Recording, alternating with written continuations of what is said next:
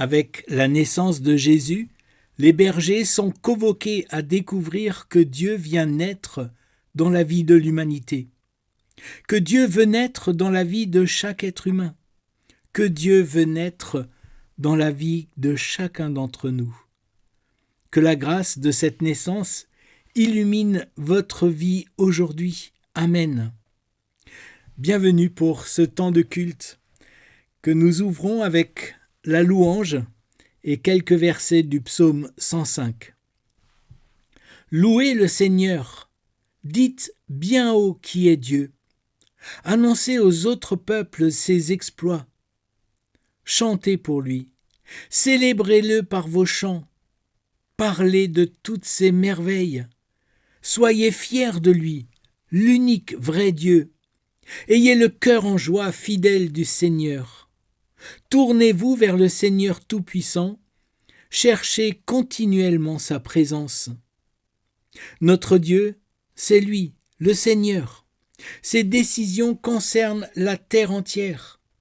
Il se souvient qu'il s'est engagé pour toujours, qu'il a donné sa parole pour 1000 générations. Ceux-ci étaient tout juste quelques émigrés dans le pays. Ils allaient d'une nation chez une autre, d'un royaume à un autre. Mais Dieu ne laissa personne les maltraiter. À cause d'eux, il avertit des rois. Défense de toucher à ceux que j'ai consacrés, disait-il. Défense de faire du mal à ceux qui sont mes porte-paroles. Amen.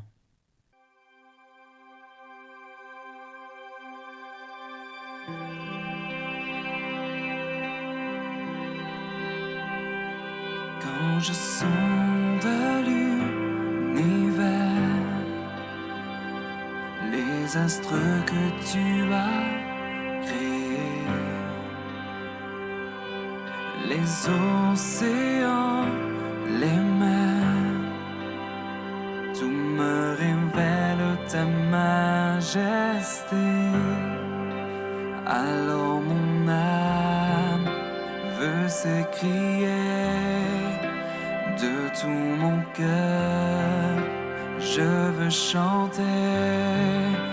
Oh Dieu, tu es infiniment grand, éternel puissant, roi majestueux.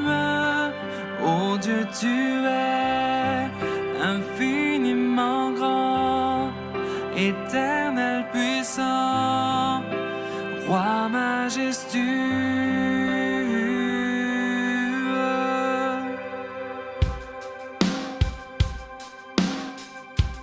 Quand je songe que tu m'as fait, que tu t'es révélé à moi, que pour moi tu as tout créé, tout me révèle ta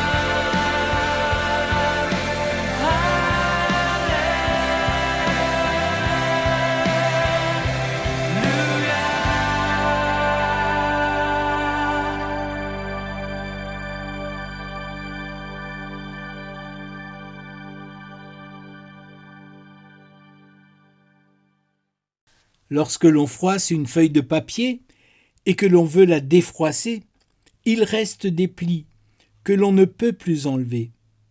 C'est l'image de ce qui se passe quand on froisse une personne. Prions. Seigneur, dans cette fin d'année, nous te remettons les disputes auxquelles nous avons participé. Nous te demandons pardon pour les paroles blessantes que nous avons pu dire ou pour des silences coupables. Aide-nous à retisser la relation avec nos amis, nos proches, notre famille. Nous reconnaissons que les autres sont aussi des personnes que nous pouvons blesser par notre attitude ou nos paroles.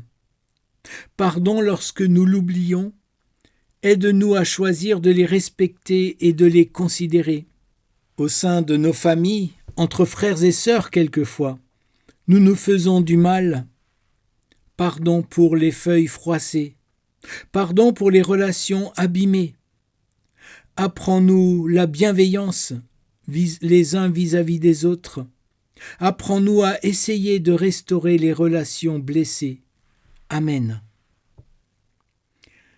Écoutons la parole que Dieu nous adresse par le prophète Jérémie au chapitre 31. « Tu es mon enfant le plus cher, dit le Seigneur.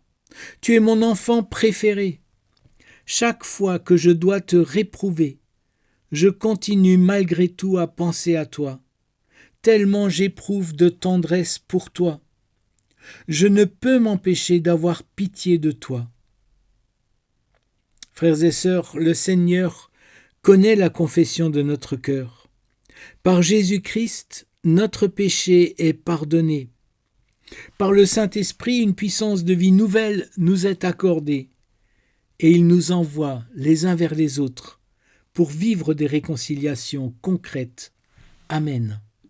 J'ai soif de ta présence, divin chef de ma foi, dans ma faiblesse immense, que ferais-je sans toi? Chaque jour, à chaque heure, oh j'ai besoin de toi. Viens Jésus et demeure auprès de moi. Chaque jour, à chaque heure, oh j'ai besoin de toi. Viens Jésus et demeure auprès de moi. Pendant les jours d'orage, d'obscurité, de froid, quand faiblit mon courage, que ferais-je sans toi? Chaque jour, à chaque heure, oh j'ai besoin de toi. Viens Jésus et demeure auprès de moi. Chaque jour, à chaque heure, oh j'ai besoin de toi. Viens Jésus et demeure auprès de moi. Oh Jésus, ta présence, c'est la vie et la paix dans la souffrance et la vie à jamais.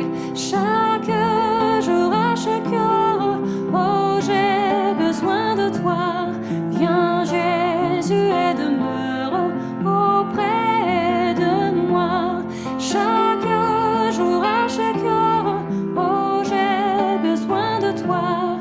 Viens Jésus et demeure auprès de moi.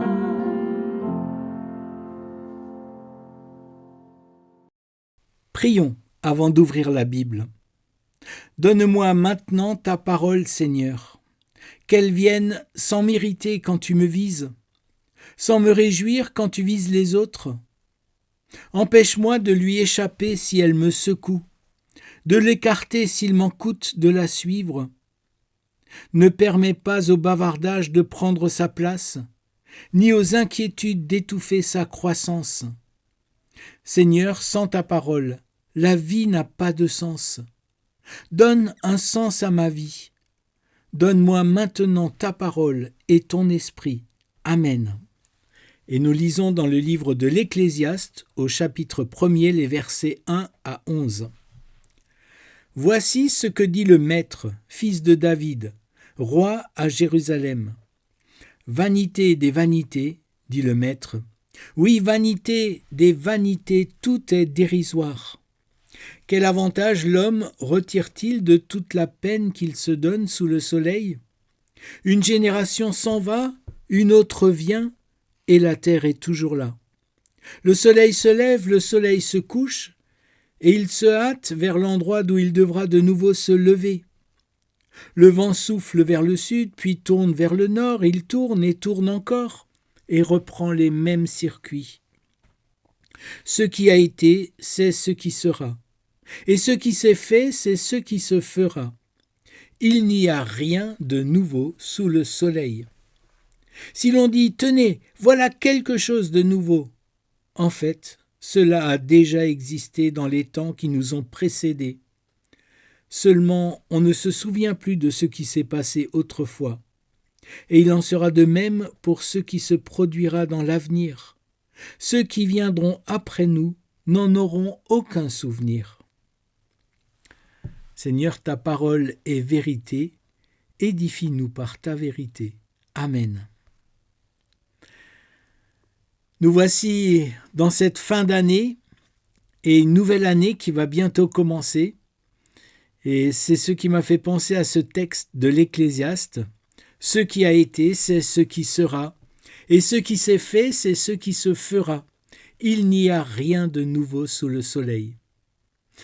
J'avais lu il y a quelque temps un texte dans un livre de philosophie pour les jeunes qui s'appelle Platon Lagaffe. Et voilà ce que dit l'auteur. Soyons honnêtes.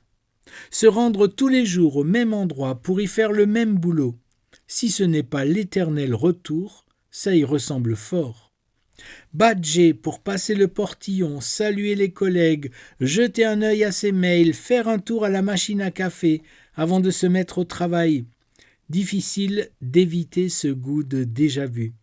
Oui, les jours se suivent et se ressemblent, quand ce ne sont pas les années, septembre allé, émotivé, novembre stressé, break de Noël. Oui, tout revient toujours. C'est ainsi depuis toujours. C'est ainsi pour toujours. Des collègues entrent, des collègues sortent, des hommes naissent, d'autres meurent. Ce mouvement n'aura jamais de fin. Et il se nomme le temps. Mais pas n'importe quel temps.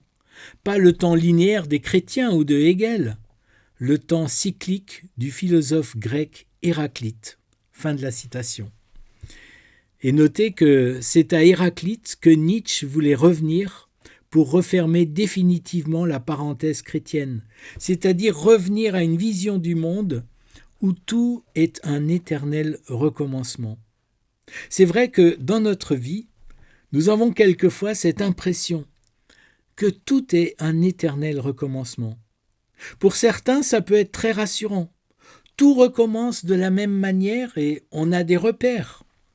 Pour d'autres, ça peut donner l'impression d'être enfermé. En Égypte, une civilisation qui s'est construite sur les crues répétitives annuelles du Nil, ces crues régulières qui tous les ans étaient une bénédiction puisqu'elles irriguaient les cultures. Pour l'Égypte, ce cycle, c'est vraiment la manière de concevoir le monde, ce cycle répétitif. Et c'est cela, l'idée de la vie éternelle en Égypte, un éternel recommencement. Mais pour le peuple de Dieu, pour les Hébreux, l'Égypte, c'est d'abord l'esclavage, la servitude, l'éternel recommencement de la servitude. Et l'Exode a été vécu comme une libération des Hébreux qui ont pu quitter l'Égypte, une expérience de libération de ces cycles répétitifs de la servitude, pour entrer dans une vie qui tout d'un coup a un but, construire un pays qui corresponde à la vocation que Dieu adresse à l'être humain, garder et prendre soin de la terre, garder et prendre soin de son frère. Ce qui a été, c'est ce qui sera, et ce qui s'est fait, c'est ce qui se fera. Il n'y a rien de nouveau sous le soleil, dit l'Ecclésiaste. Comment ça, rien de nouveau ? Pourtant, J'ai un téléphone portable. Je peux me guider avec mon GPS. Et maintenant, il y a même l'intelligence artificielle. Alors comment comprendre ce que veut dire l'Ecclésiaste ? Jacques Ellul, le grand philosophe de la technique, souligne l'utilisation du verbe « être » dans ce verset. Ce qui a été, c'est ce qui sera. C'est le verbe « être ». Et il nous invite à examiner les choses en profondeur, sur le plan de l'être. Au fond, l'être humain n'a pas changé à ce niveau-là. Même si la technologie évolue, l'être humain dans son être profond, lui, ne change pas. Et la vie terrestre reste l'unique horizon des êtres humains. Dans un livret d'entretien avec sœur Myriam, une ancienne prieure des diaconesses de Versailles, des religieuses protestantes, le philosophe Jean-Marie Gobert écrit « Avant d'être sœur Myriam, avant de devenir diaconesse, puis prieure, rédactrice de la règle de Reuilly, vous étiez, entre guillemets, vous étiez. J'emploie à dessein ce verbe « être », si vaste, si indistinct, parce qu'il est aisé de parler de nos fonctions, de ce que nous avons fait, mais parler de soi, parler du soi, de son être, peut sembler difficile, non par vanité, mais par impossibilité de l'exprimer. Pour l'Ecclésiaste, pour Jacques Ellul, nous ne sommes pas nos fonctions, nous ne sommes pas notre âge, nous ne sommes pas notre maladie, nous ne sommes pas notre situation dans la vie. Notre être, notre identité est bien au-delà. Il y a un au-delà à l'intérieur de nous. Et nous sommes si souvent enfermés dans les cycles répétitifs et sans issue de nos fonctions, de notre situation dans la vie, de nos apparences. Pour l'Ecclésiaste, l'être humain ne changera jamais. Jacques Ellul note « L'être humain peut avoir des instruments toujours plus perfectionnés, il peut faire plus, il n'est pas plus », avec le verbe « être ». Sa vie n'est pas autre. Il reste enfermé dans son temps. Pour Paul, dans le Nouveau Testament, l'événement Jésus-Christ est justement un événement d'être pour l'humanité, qui va apporter enfin un vrai neuf, pour briser les cycles enfermants, comme si Dieu, en Jésus, était entré dans l'humanité et l'avait traversée pour arracher l'humanité au cycle incessant et sans issue, pour l'entraîner vers un but nouveau, une vie des profondeurs qui a du sens et un souffle, une vie qui a un véritable goût d'éternité. Avec le Seigneur, le temps a un sens et il existe un progrès, qui n'est pas un progrès technique, mais éthique, un progrès au niveau de l'être.